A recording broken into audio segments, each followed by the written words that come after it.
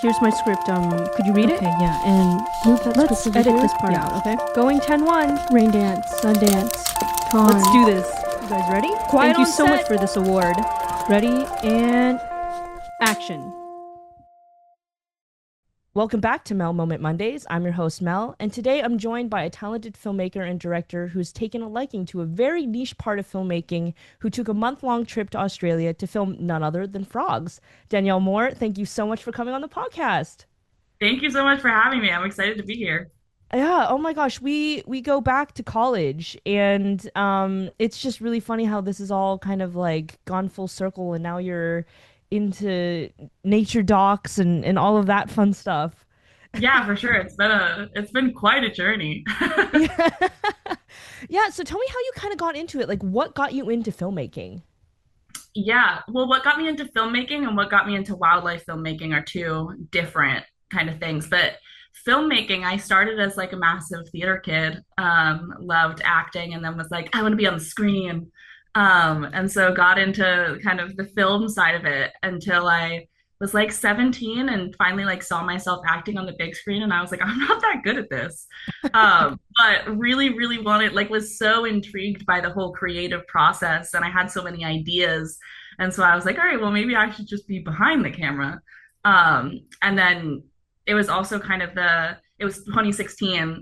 So things were getting kind of political in the US. And I kind of turned towards film and towards documentary as like an incredible tool to tell stories. And so, yeah, then I applied to film school, kind of both wanting to explore narrative filmmaking and also having a deep appreciation for documentary.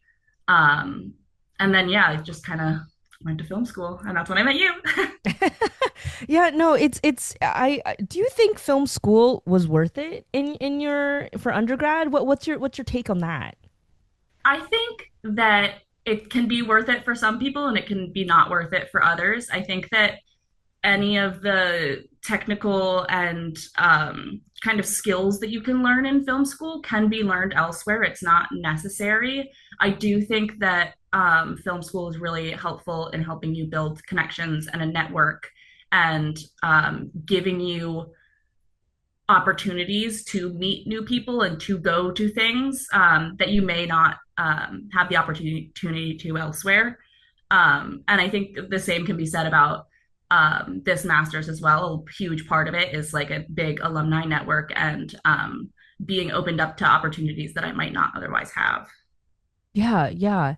Tell me specifically how you got into this master's program, what it specializes, and what made you get into like pursuing, you did the more narrative like film school undergrad route into this now very niche like wildlife Yeah. portion.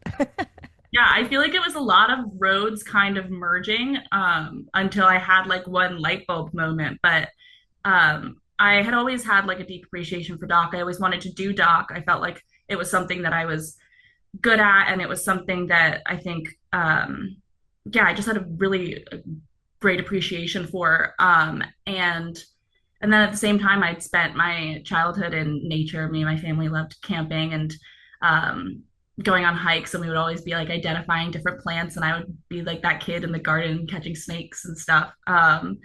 And I loved traveling and seeing different cultures, and eventually that kind of transformed into like documenting different cultures and just trying to soak in as much information as I could. And then during COVID, I've always watched lots of nature docs, but during COVID, I really hit a kick where I was just watching so many nature docs till I watched Our Planet, which I think had just come out recently on Netflix. And I had like a light bulb moment where I was like, oh my God, I could be doing that. But again, it's such a crazy niche where I was like, I know nothing about this. And so I watched to the end, watched the credits, saw who the production companies involved were, went to their website. Look, I was like, well, the producers and directors probably won't respond to me, but maybe I can find some of like the researchers. Found the researchers on Instagram, DM'd them, and was like, hi, can you please tell me more? I know nothing. And I met some really like incredible and welcoming people who were super willing to hop on a Zoom call with me and just answer all my questions. And one of them was an alumni of this program. And that's how I found out about it. Yeah, so where are you going right now, and what's been your experience so far with this master's program? Yeah. So, I mean, even getting in was a huge thing for me. So that was back in 2020. And then it is quite a competitive program because there's very few wildlife filmmaking documentary master's courses that exist. And then this one in particular is in collaboration with the BBC Natural History Unit. And so it had been a dream to go to this program. And so I kind of saved up and also tried to build my portfolio and also make sure that before I take this leap and change my entire life, that this is something that I really want to do. So I went out and did some shooting on my own and kind of built those skills up. And then finally applied and got in. And then, yeah, packed up all my stuff in a summer and moved over here. And it's a 1 year course. And so we get the first 6 months doing classes and building those skills and also building our stories. And then the next 6 months to shoot and edit our projects. And it's been like an absolutely insanely incredible experience. And my incredible course mates are people from all around the world, which is also so cool. Um, yeah. Yeah, so you're in England. How was that move like for you? Coming from the States and then kind of moving over there. What has been the experience with how they do filmmaking? Because I feel Mm-hmm. like European and, United Kingdom filmmaking culture is very different from American culture, as is with, Asian or Bollywood or anything like that. So what's been your experience with that?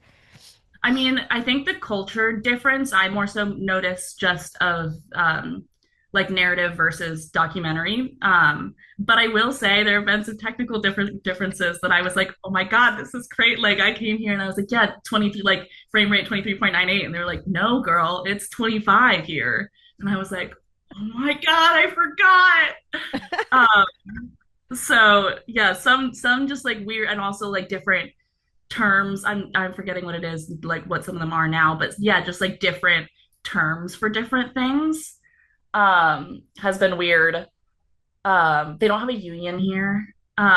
Or they don't have like the union here. Like there's no SAG-AFTRA, which I like kind of forgot. And then yeah, somebody brought that up to me and I was like, oh right. Um, but yeah, I think like culture differences and attitude differences, I think is more so yeah, like a wildlife filmmaking is a very like I mean, in the grand scheme of film is a very small community. But I think what's so cool about it is that it is very like world spread.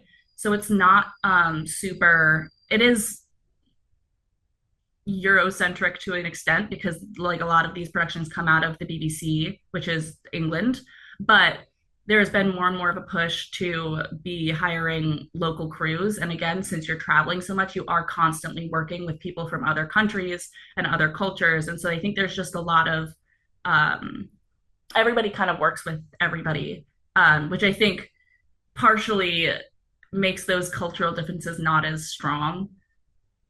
Right, right. That makes sense. That makes sense. It's cool, specifically with I feel with documentaries in general. Just like as you said, you're traveling to these different countries and meeting different cultures. So in a way, like even if your set has some sort of culture, you're kind of assimilating anyways.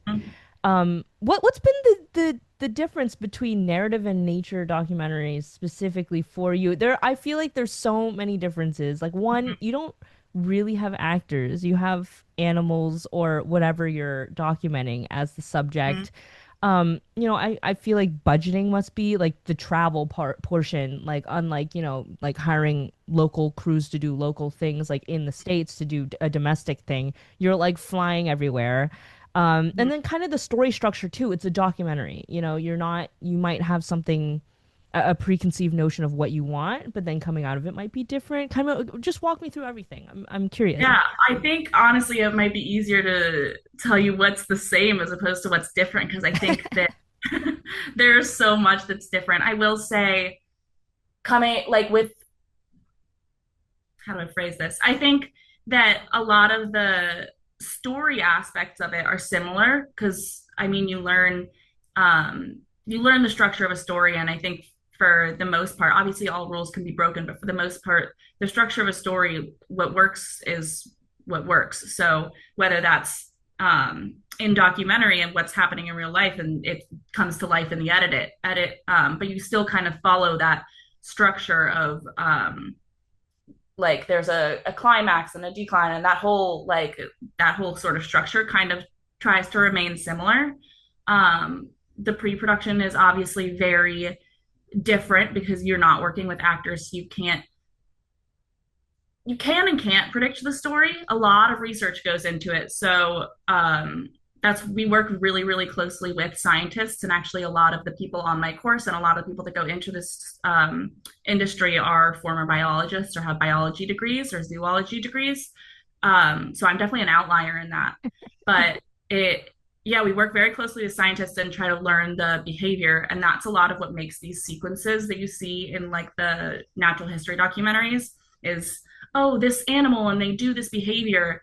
And you research that so heavily. And it has to go through levels of executives to make sure that this is a behavior that happens enough and is predictable enough to validate the risk of spending this much money to get to this remote location and spending months on location to film it.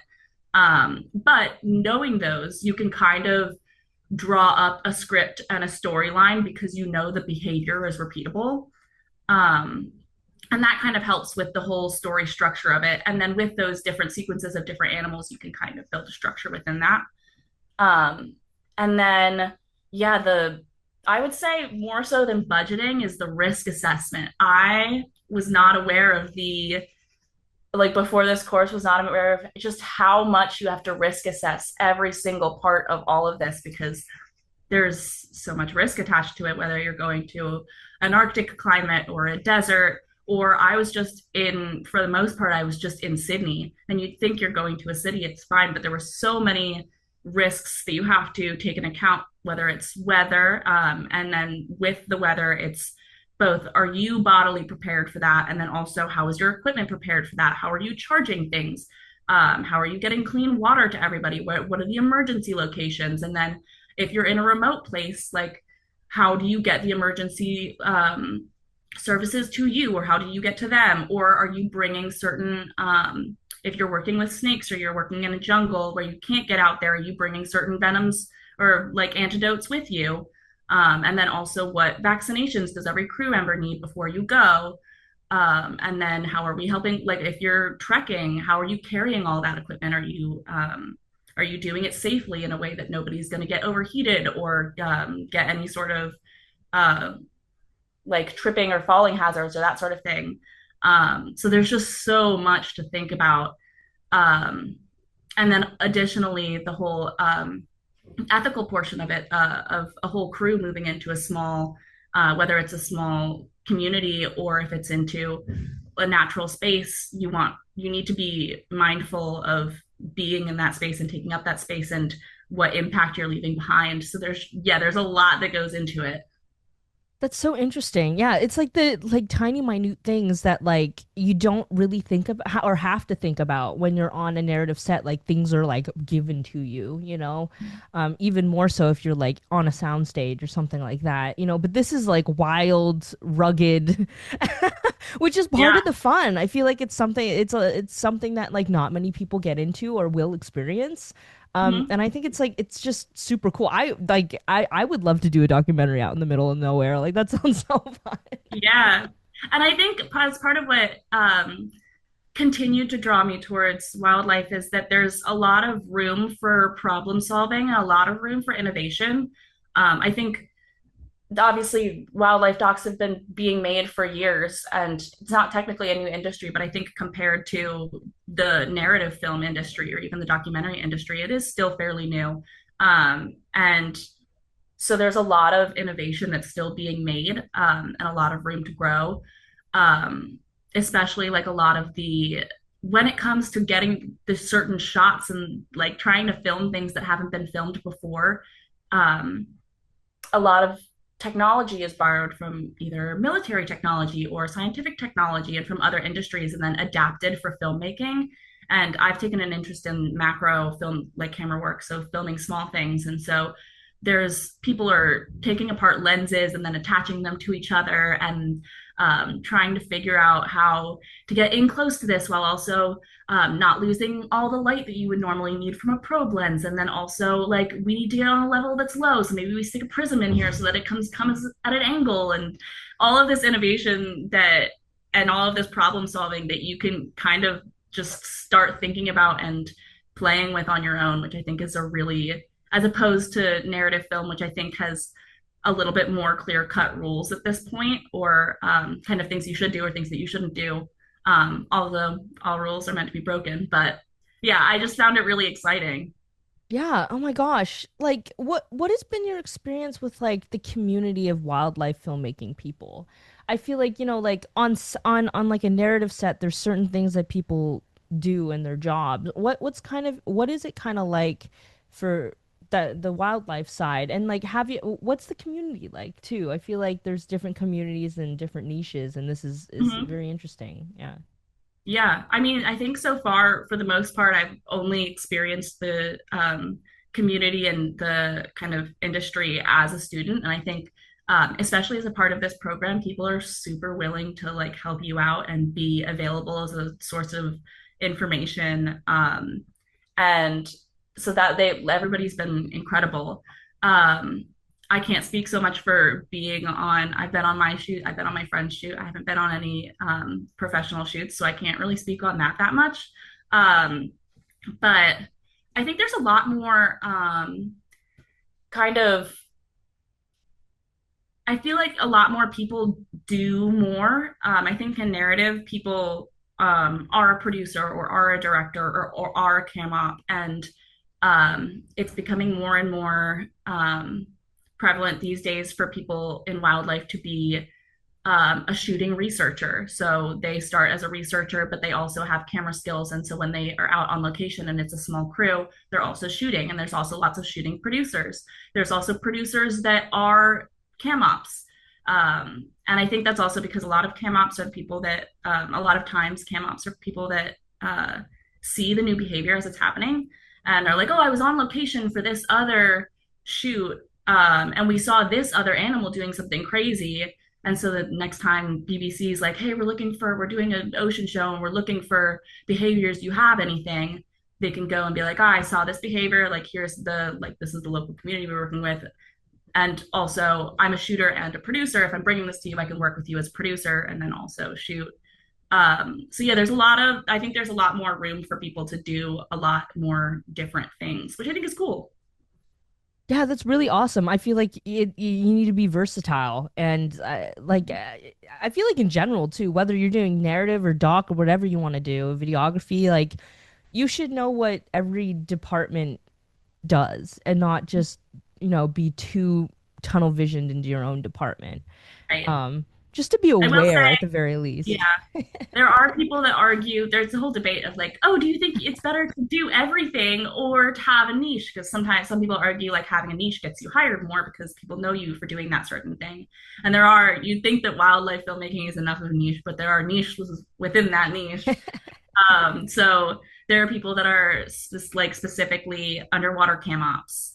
Um, and which makes sense because that's such a specialized thing to do, and getting your scuba license, and then especially if your most underwater shoots nowadays are done on rebreathers. So especially if you want to be certified for a rebreather, that's tons of hours and like expensive equipment. So it makes sense that people would specialize in specifically that. And some people specialize in long lens, and some people specialize in macro. And so yeah, there's a lot of like things to go into if you would like to. Right, right. How like I feel like wildlife filmmaking, as much as it is fun, it's also very, as you said, kind of environmentally aware, and can be a good like train for political activism. How have you kind of used your own either, activism or just science, or to like make your films, or like what you want to do? Mm-hmm. Yeah, I mean, I think specifically with my film, I didn't know what Kitrid was before I started researching it and started working on this film.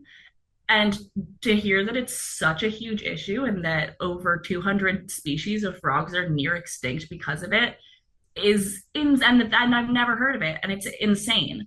And so I think like part of wanting to make this film was to bring more attention to it, and also um, bring more attention and bring more funding to the people that are doing more research on it and trying to help that, and come up with solutions, which the scientist that I've been working with, Anthony Waddle, has both successfully been doing and also will continue to do. So yeah, my hope is that I'm directing attention to that and directing funds to that, because I think that that's where it's needed. But I think on a larger sense, I think a lot of the wildlife films that we see nowadays have an element of um, the world is dying and we need to save it, please. I'd like take David Attenborough's last film, um, Our Oceans, and that's the whole gist of it. And yeah, it's an interesting balance to strike because I think everybody in the industry cares so much about the natural world and about these environments that we appreciate so much, and are also very aware of the fact that we have to make these films palatable for a wider audience and make them so that commissioners will like them and that general audiences will appreciate watching them, and it's not all hope is lost and the planet's dying. So trying to strike that balance. And I think there's a lot of talk of that within the community already of how to do that or where we're doing that. Yeah, I always feel like nature docs are such a great way to get like the whole family together, and like it's one of those things. I just remember like growing up and we'd all watch like National Geographic or a bunch of David Attenborough or Animal Planet, and it's like it is very palatable and it gives a good message and it's fun, and it's also like you get to like travel yourself when you watch it, even if you can't, you're on your couch, but you get to go to these places that most people don't get to go to. And it's cool that you get to go to these cool places, which kind of leads me into my next question, which is like, what was your experience filming these frogs in Australia? Like, what was that like? It was so cool. It was so cool. I think going on to locate, like there are certain things that there are opportunities, and things that I wouldn't necessarily get to do if I wasn't doing it for this film. So on my 25th birthday, we did a night shoot, and I went with a couple local scientists to look for the green and golden bell frogs. They're more easily found at night. And we went to this pond that they frequent in this national park, and we were like chest deep in the swamp, camera out. We had like a light trying to simulate moonlight, and I Australia is known for its creatures. I would never have ventured into the water chest deep at 2 a.m. had I not been doing it for this and also been kind of led by these very knowledgeable people. But yeah, like certain things like that, it's just like it's really cool to be doing. And I would not have been able to do it had I not been doing this. And then uh yeah, I also get to meet a lot of new people. I worked with Anthony Waddle, who's the pioneer of the frog sauna science, and he's the one who discovered that. And then he works under Macquarie University. And so I worked with him, and I worked with a PhD student, Maddie, and a master's student, Jesse, all under Macquarie. And then Macquarie was also nice enough to allow me to set up a studio set at their facilities. And also, I was using the 300 or so. I wasn't using all of the 300, but they have 300 green and golden bell frogs that Anthony kind of manages that I was also using to film for this. So yeah, getting to meet all these incredible scientists and learn about the things that they're doing, and they were also showing me around the facilities and look at these other frogs that we're kind of working with. And yeah, it's just a really like I get to become an expert and see the inside of a profession that I never would have been able to see before. It's really just getting to kind of soak in a bunch of really new and cool information. Yeah. Do you have any future projects or what other projects have you worked on? So right now, I'm just trying to get through the edit of this project. The longest portion of any film is the edit. Absolutely, absolutely. However, in order to get into this program, like I said, I wanted to, first of all, have a good portfolio and have something to submit. Um, because I hadn't done a ton of, I'd done some wildlife photography and I had done doc filmmaking, but I hadn't done anything wildlife filmmaking. So I both wanted to get something on my portfolio. I also hadn't had the experience of going to a location and spending days on that location, sitting in front of a camera, focusing on filming an animal. And I was like, I should probably make sure I like doing that before I do this. So I gave myself a budget and planned a week long trip to Costa Rica, to the Arenal area around the volcano. And I didn't know what animals I didn't really do the pre-production right for this or how you're supposed to do it, but I didn't know. So I knew I did some research on the area. I did some research on the animals that I know live there. I had some ideas on what I wanted to try to shoot. I wasn't sure what I was going to be able to see. Kind of just did like a general, these are the behaviors of these main animals, and then went and tried my best. Um, and so I ended up getting to shoot primarily three-toed sloths. And there was actually a mother and a baby, and the baby was just starting to like venture away from its mother and climb on its own. So I got to go and document that. And then I also became friends with this old man who ran a this park that this troop of capuchin monkeys were at. So he would text me when they would like kind of come around, and I'd just pull up and get ready to film the capuchin monkeys. Um, so I did a rough edit of that and submitted it for the MA. And I kept telling myself, I'm going to do another edit. It was just a rough edit. Like I just had to get it in time. And then I started this, and I've been busy. So one day I will return to that film because I do like it. And I think it's also fun to see where I started with it. But yeah, so I edited this and then edited that. And then also I've been helping out on my friends on the courses projects. So I shot a portion of my friends in Alaska, and helped one of my friends here with her studio portion. So yeah, there's been a lot of things here and there. Keeping you busy. That's awesome though. That's so cool. What do you think makes a good wildlife filmmaker? Like what characteristics or what do you think like if someone's interested, like what would you Yeah, say?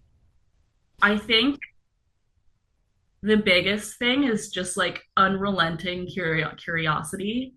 Like I think that was I know some people make fun of some of my friends make fun of me for like stalking the people that gave me information and being like, "Hi, I found you on this on the in the credits."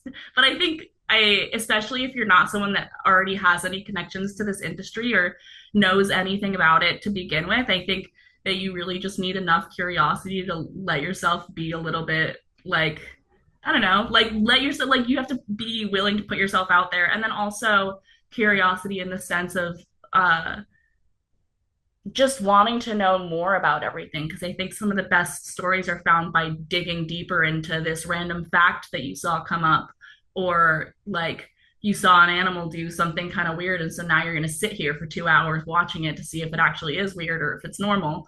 um so yeah, I think the biggest thing is just um a desire to know more. Yeah. It's you brought up a really good point.